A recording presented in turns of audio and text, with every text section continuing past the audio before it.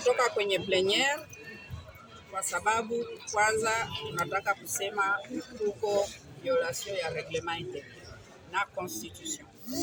Inafanyika kila siku mara nyingi. Tunajiuliza kama tuko na Assemblée nationale tena. Kwa hiyo mambo ya kuinvalide ba député. Wanainvalide ba député ba mingi ni ba opposition. Ukiangalia kuna watu wenye bali presenter madokuma yao ya kujustifie kwa nini hawakuwepo kwenye maplenere, na mimi niko moja wapo, nilikuwa invité, nilipresente, tabambia Marie-Ange Lukiana, Marie-Ange Mshobekwa, pardon, honorable Marie-Ange Mshobekwa alipresente, lakini wanamtoa na wengine wote wamewatoa. Kwa hiyo sisi tunasema hivi, Assemblée nationale ni kama iexiste inakufa, kwa sababu kuko violation ya constitution, violation ya reglement intérieur, hakuna respect ya kitu. Kwa hiyo sisi kama wa FCC tutakuwa na mkutano tuone kama kuna necessite ya kuendelea kuparticiper kwenye violation ya malwa ya République. Asante. Merci Dada. J'étais souvent absent compte tenu de mes responsabilités au niveau maritime. Je me suis présenté avec des institutions. Je ne sais pas ce qui s'est passé avec les autres. Je ne sais pas quel là, on prend la démonstration. Mais on vous a lu les textes du règlement intérieur de la Constitution. Je pense que ce qui est important, c'est qu'ils retiennent le texte qui existe.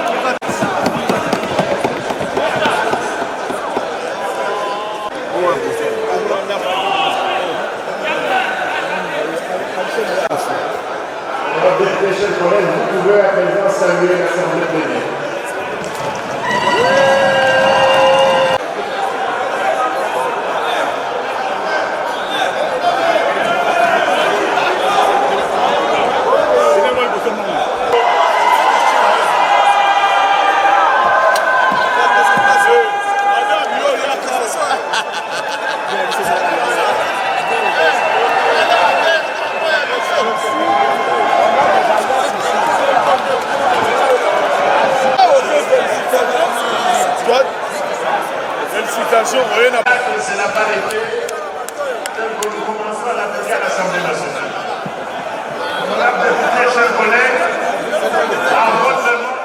Honorables députés, chers collègues, distingués invités, la session que nous clôturons ce jour s'est poursuivie dans un contexte sécuritaire, politique, diplomatique et sanitaire particulier.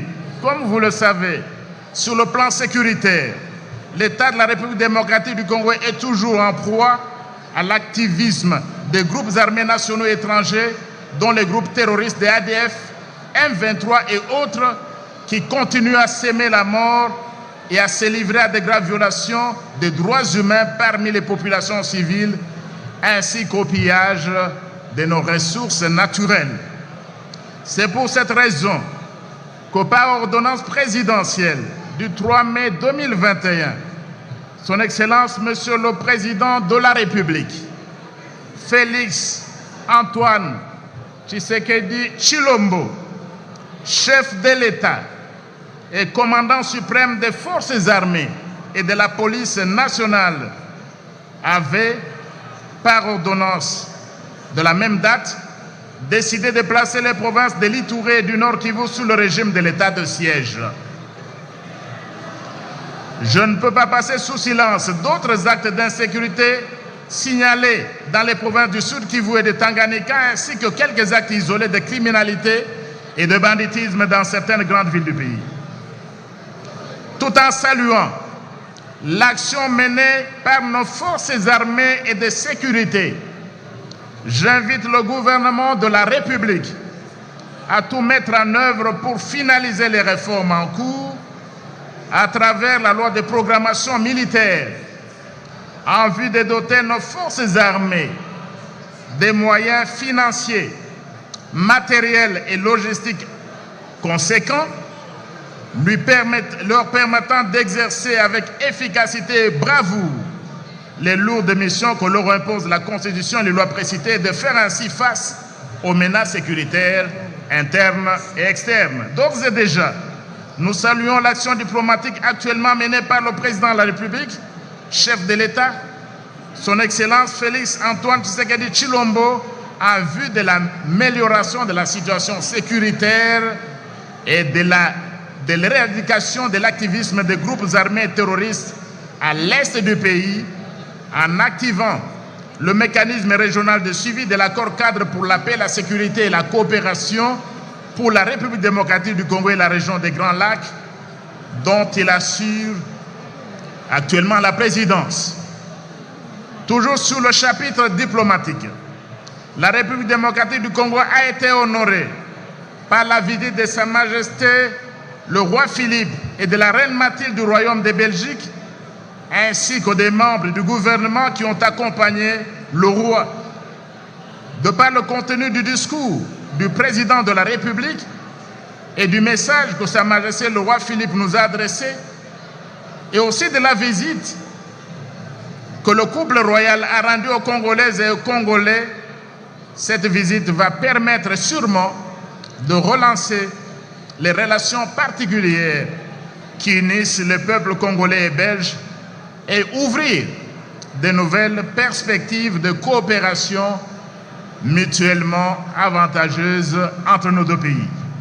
Honorables députés, chers collègues, distingués invités, sur le plan politique, le débat politique a été focalisé sur le suivi de la feuille de route et du processus électoral 2021-2027, tel que publié le 3 février 2022 par la CENI.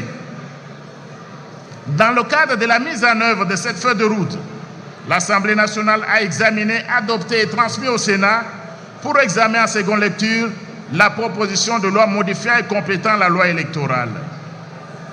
Eh bien, cette loi électorale vient d'être adoptée définitivement par l'Assemblée nationale après son examen par la commission paritaire.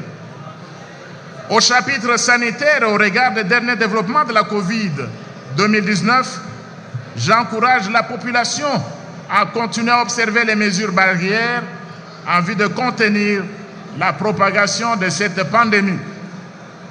Je saisis cette occasion pour continuer à attirer l'attention du gouvernement sur le fait que la gestion de la COVID-19 ne doit nullement occulter les mesures nécessaires à prendre pour éradiquer les autres maladies émergentes en République démocratique du Congo. Honorables députés, chers collègues, distingués invités, avant l'ouverture de la présente session, j'avais eu le privilège d'échanger avec les honorables députés nationaux de retour des vacances parlementaires ainsi que d'autres compatriotes.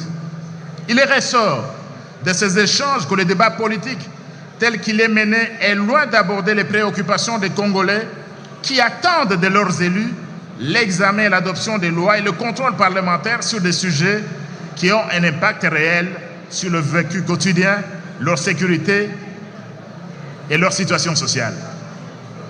En effet, nos compatriotes, dont la grande majorité est encore confrontée aux besoins existentiels, se préoccupent plus des problèmes liés à la santé, à l'éducation, à la sécurité, à la qualité des infrastructures de base, à la sécurité alimentaire, à l'accès à l'eau potable et à l'électricité, au respect des droits humains et à la corruption. Honorables députés, chers collègues, distingués invités, après ce survol rapide du contexte politique, sécuritaire et social, je rappelle que la principale mission du Parlement est de légiférer et de contrôler l'action du gouvernement, des entreprises, des établissements de services publics. Je rappelle également qu'au cours de nos sessions ordinaires de mars et septembre 2021, l'Auguste Assemblée avait jugé recevable et envoyé aux commissions compétentes pour examen approfondi 12 projets et propositions de loi destinés à l'amélioration de la gouvernance économique, sociale et culturelle, du climat des affaires et de la situation des droits de l'homme. Au cours de cette session, l'Assemblée plénière a eu à examiner et envoyer pour examen approfondi 11 propositions de loi déclarées recevables ainsi que des projets de loi. Comme je l'ai souligné à l'entame de mon propos, et conformément à la feuille de route publiée par la CENI, les Congolais attendent de leurs élus un agenda législatif susceptible d'élever les obstacles juridiques à la tenue des élections libres, démocratiques et transparentes en 2023, élections pour lesquelles son Excellence, Monsieur le Président de la République, s'est engagé et pour lesquelles également l'Auguste Assemblée a eu à prendre position. Dans le souci de respecter cette feuille de route de la CENI, l'Assemblée plénière a adopté et transmis au Sénat en seconde lecture la proposition de loi et comme je le disais tout à l'heure, la présente séance vient d'adopter cette proposition de loi après avoir aplani les divergences avec le Sénat. Honorables députés, chers collègues, le gouvernement a également déposé le 2 juin 2022 2 exemplaires du projet de programmation militaire 2022-2025. Pour des raisons de contraintes techniques et de temps, l'Assemblée plénière n'a pas pu les examiner. Je ne peux clore ce chapitre législatif sans vous informer que le Sénat nous a transmis 2 autres propositions de loi adoptées en seconde lecture qui doivent être examinées en commission paritaire à la prochaine session. Il s'agit de la proposition de loi organique portant création, organisation et fonctionnement de l'Agence nationale de lutte contre la corruption et de la proposition de loi portant protection et promotion des droits des peuples autochtones pygmées. Le Sénat nous a également transmis pour examen en seconde lecture la proposition de loi relative à la transplantation d'organes, des tissus et cellules du corps humain. Ce texte a été directement transmis en commission pour examen approfondi. Honorables députés, chers collègues, distingués invités, il vous souviendra qu'au cours de la session de septembre 2021, les 2 chambres du Parlement avaient adopté la loi portant habilitation du gouvernement en vue de lui permettre de prendre par ordonnance-loi les mesures nécessaires à la prorogation de l'état de siège dans les provinces de l'Ituri et du Nord Kivu.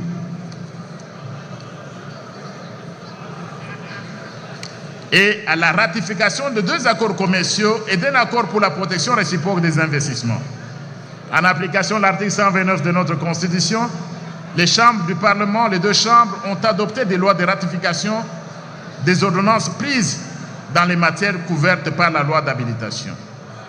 Honorables députés et chers collègues, distingués invités, en plus de la mission législative et de contrôle, le Parlement s'est assuré également du suivi de la mise en œuvre de nos engagements internationaux.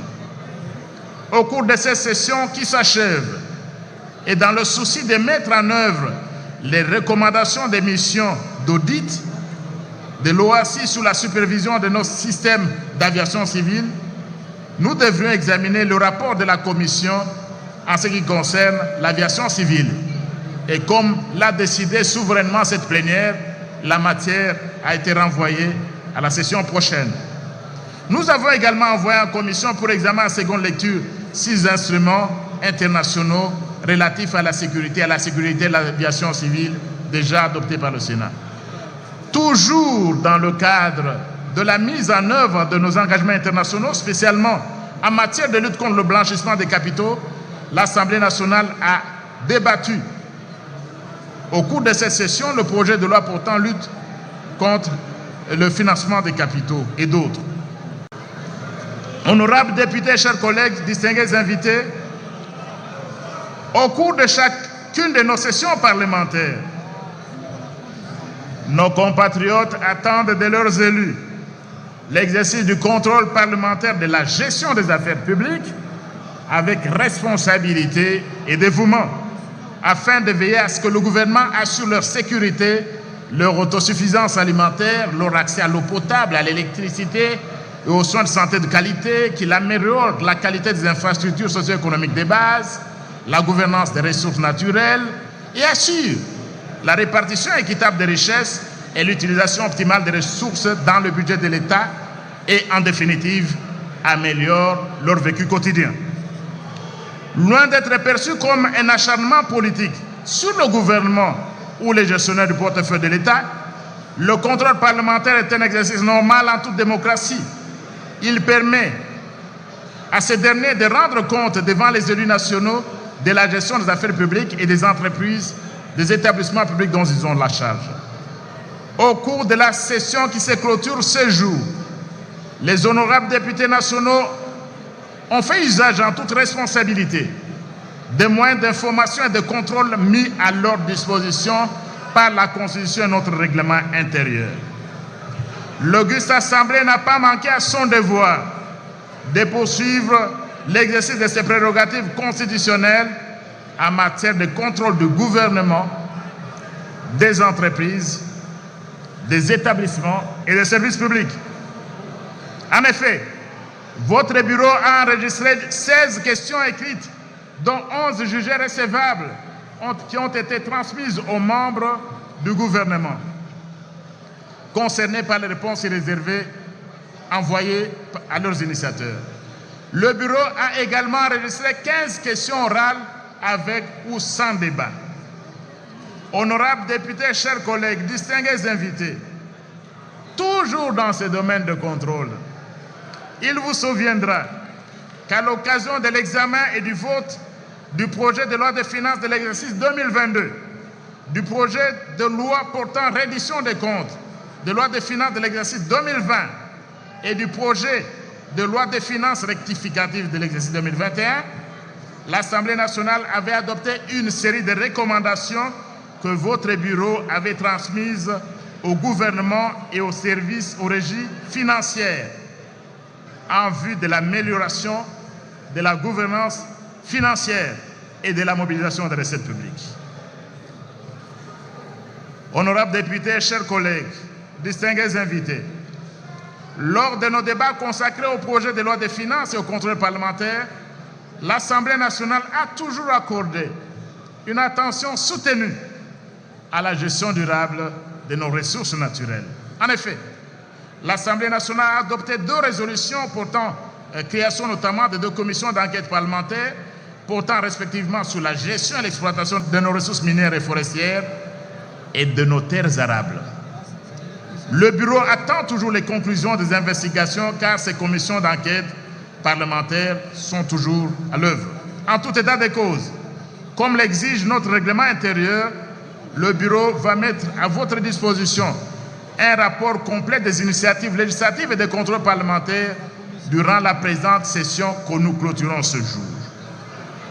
Honorables députés, chers collègues, distingués invités, la situation des droits de l'homme dans notre pays suscite de nombreuses préoccupations en cette période de Covid-19 et surtout dans la partie est de notre pays en proie à l'activisme des groupes armés.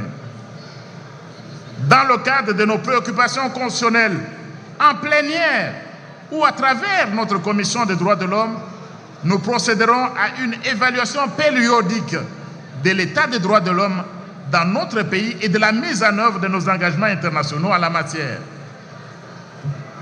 Bien que la loi organique portant institution, organisation et fonctionnement de la CENI nous y oblige,